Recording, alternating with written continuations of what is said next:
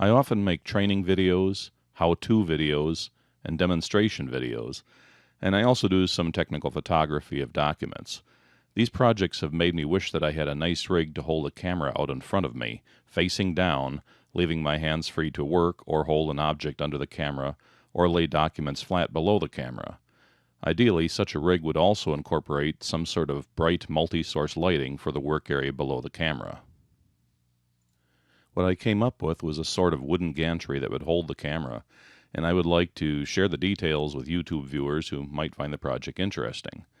The gantry consists of 4 wooden legs and their associated wooden pivot plates, a horizontal beam and its 2 associated wooden pivot plates, and a wooden camera mount plate.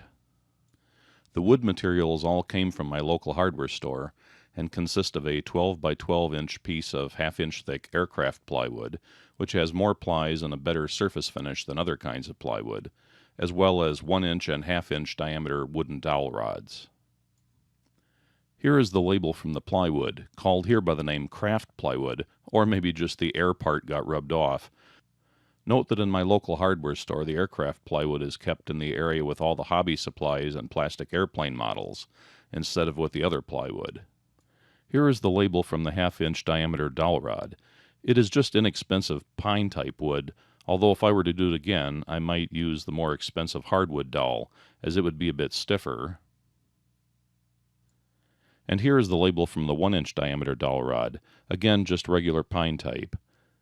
To join the legs and their swivel plates together, I bought some 1024 threaded rod and 4 brass inserts that are threaded internally for 1024 threads. To make the main adjustment knobs that clamp the leg and beam swivel plates together, I bought some 5/16 18 threaded rod and 2 knobs with 5/16 18 internal threads, as well as 2 T-nuts with 5/16 18 internal threads, and 2 washers with 5/16 internal holes.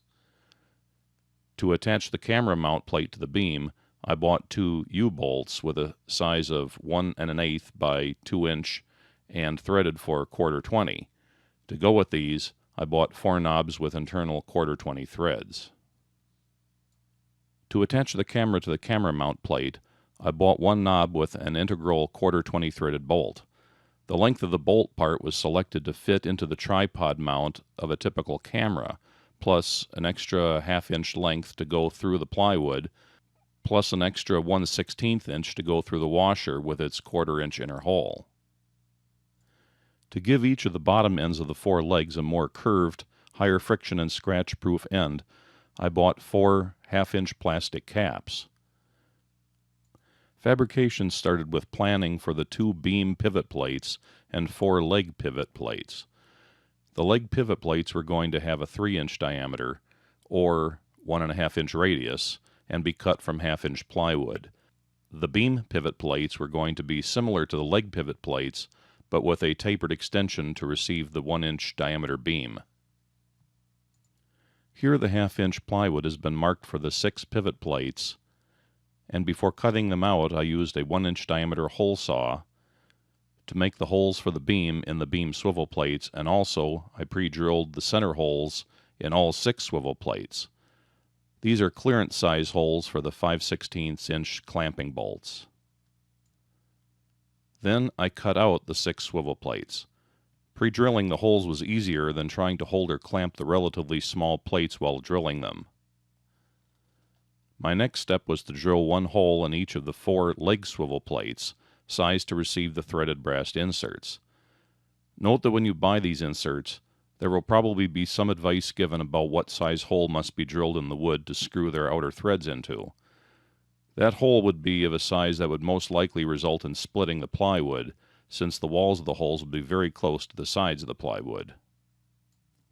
Instead, I drilled the swivel plates to have holes that were just a bit smaller than the width of the brass insert's outer threads, so the brass threads would have just a small degree of bite into the wood, but would screw in with little effort.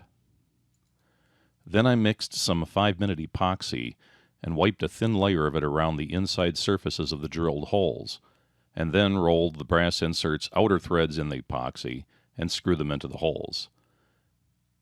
This way the epoxy is the main thing securing the brass inserts into the holes in the swivel plates rather than the threads in the inserts threading into the wood. I put all 4 swivel plates into a vise for drying of the epoxy with a bit of waxed paper in between so any excess epoxy could not get between the plates and glue them together. After the epoxy was well cured, I found that in a couple of the plates some epoxy had gotten into the inner threads of the brass inserts. So I ran a 1024 tap down into the inserts to clear that away. I cut the 4 legs to be 19 inches long, then cut 4 pieces from the 1024 threaded rod. The length of these was based on the length of the brass inserts plus about 1 inch to go into the ends of the legs.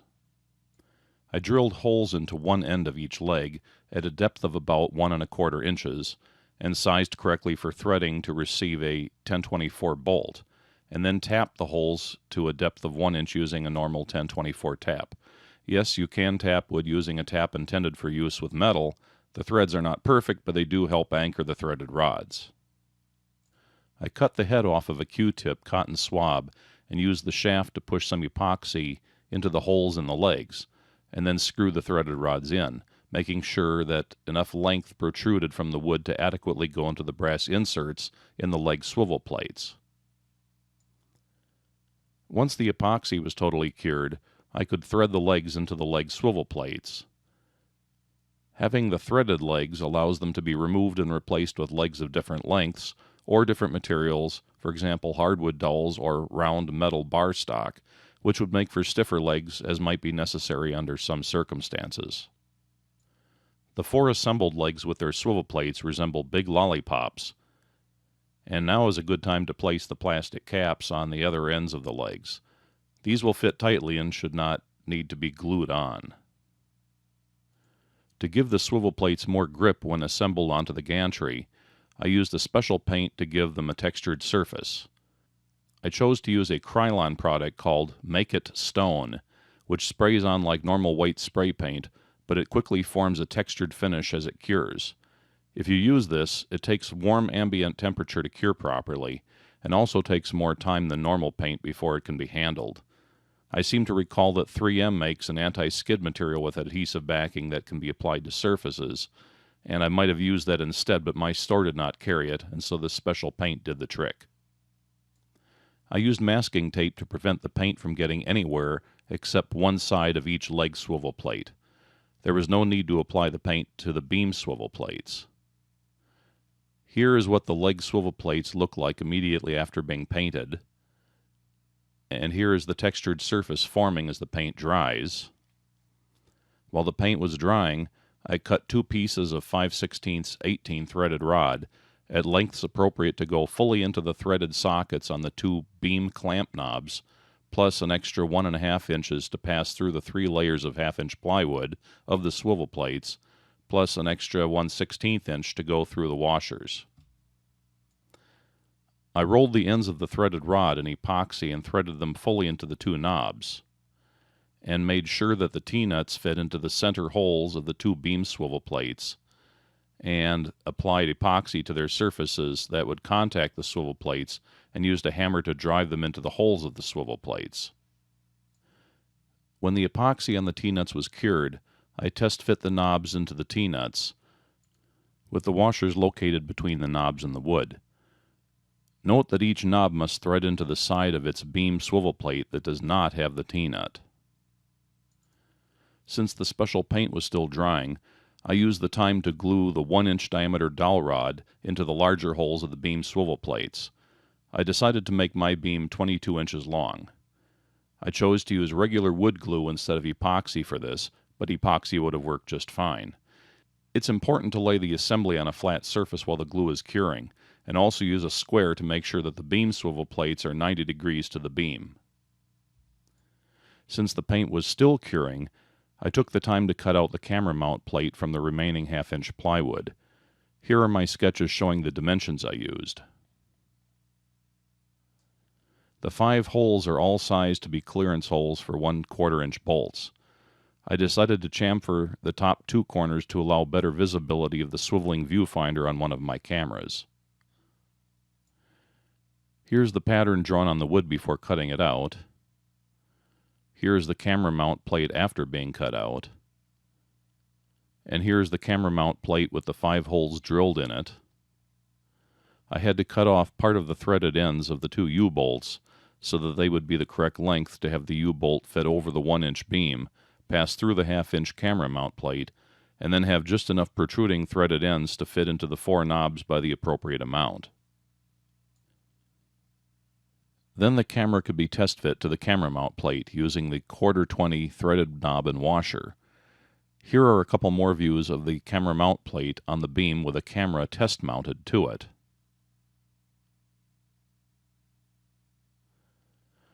I decided to coat all wooden surfaces, except for the special painted surfaces of the leg swivel plates, with polyurethane varnish.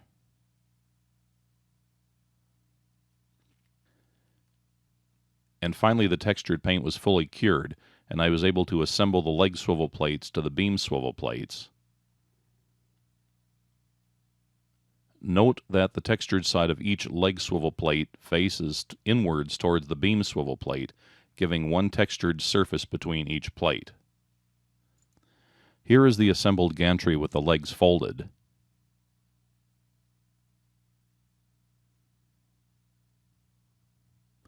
And here is the assembled gantry with the legs spread into working position. And here is one of my larger cameras with a swiveling LCD viewfinder mounted to the gantry with its viewfinder aiming backwards. The next thing I did was to rig up an inexpensive lighting solution for the gantry. I bought 4 inexpensive LED work lights of the kind any hardware store has for just a few dollars each. I liked this model since instead of an array of regular white LEDs, it had a reflector and a bright LED strip inside. Lamps like this usually have neodymium magnets on their backsides to allow attaching them to steel objects, so I just needed to find a simple way of mounting the 4 lamps out in space on the 4 quadrants of the gantry. I used the metal plates that came with the U-bolts, marked them on their center line, and cut them in half, and I bought a few feet of solid insulated copper wire, rather stiff at 10 AWG thickness, and with the gasoline and oil resistant insulation, which also has a high melting point, which would prove useful in the next step. I stripped the insulation from a length of the wire, used pliers to form the exposed copper into a U-shape, with a size that matched the size of the previously cut steel plates, and used some general-purpose 6040 tin lead solder, and a propane torch like would be used for plumbing work to solder the wires to the steel plates. With 4 such terminated lengths of stiff wire, I made sure that they were formed straight and then drilled holes in the ends of the gantry beam to be just large enough to allow the insulated wire to pass through with some twisting effort. And this allows each wire to be adjusted closer or further from the beam. And near the ends, the wire can be bent to aim the work lights, which attach to the steel plates with their magnets, so the light from all 4 lamps forms a nice even pattern on the work area below the gantry.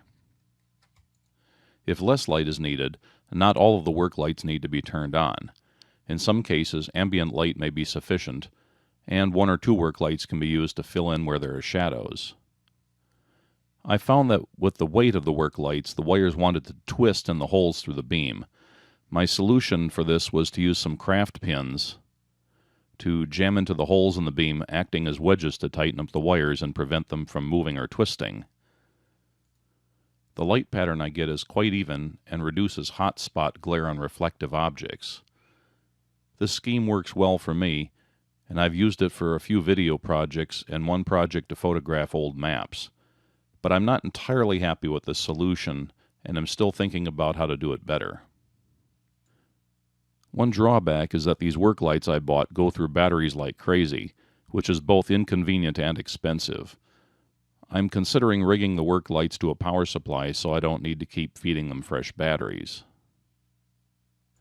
Here are a couple of photos of the gantry in use while making my YouTube video documentary on vintage calculators.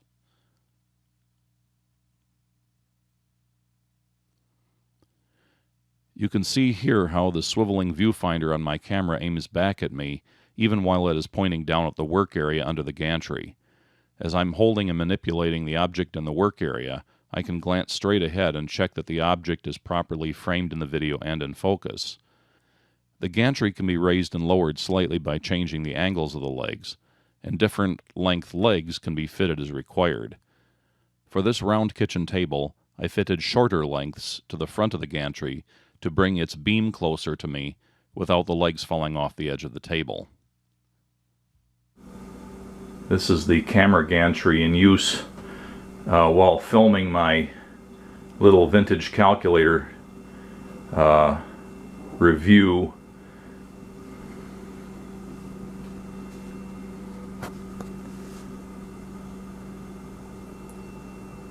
As I sat here with the various calculators on the table, I had the viewfinder of my main camera right in front of me, so I could always glance straight ahead and see what was in the field of view, if everything was in focus, and so on. It really worked out pretty well for this. Right now I have the table lamp turned on because I've been running these 4 LED lamps for so long the batteries are getting pretty weak and the light output's quite low. It's starting to get shadows which weren't there when they were running at their proper brightness. But still, the design worked out quite nicely.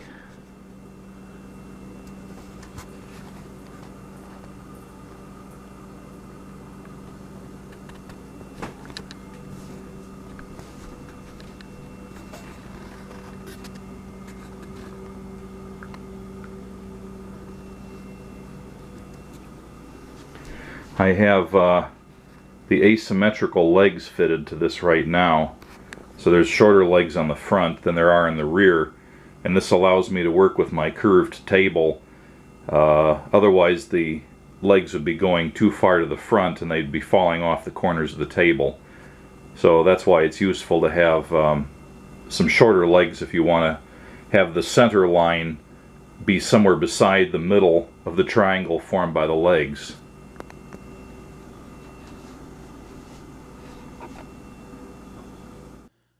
I hope that you have found this video to be useful.